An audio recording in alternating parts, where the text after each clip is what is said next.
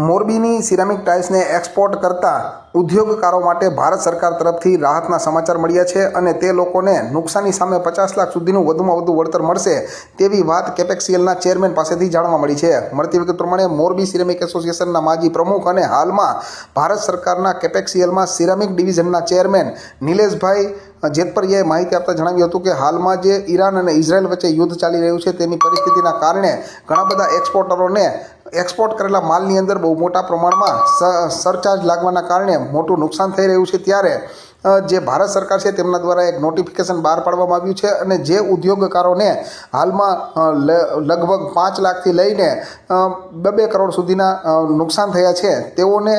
વળતર મળે તેના માટે થઈને આ નોટિફિકેશન બહાર પાડ્યું છે અને અંદાજે 50 લાખ સુધી વધુમાં વધુ વળતર સરકાર તરફથી મળશે તેવી વાત હાલમાં કેપેક્સીએલના ચેરમેન પાસેથી જાણવા મળી રહી છે।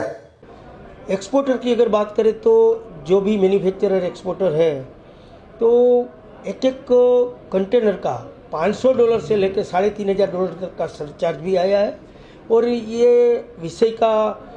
इन्फॉर्मेशन कंप्लेन एक्सपोर्टर ने कैपेक्सिल को भी किया था और कैपेक्सिल ने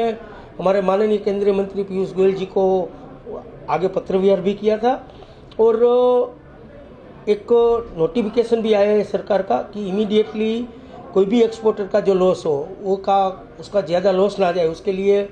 मैक्सिमम एक एक्सपोर्टर को 50 लाख रुपया और उसका जितना लॉस हुआ है वो रिकवर किया जाए और इसी जिसी पॉलिसी के अंदर भी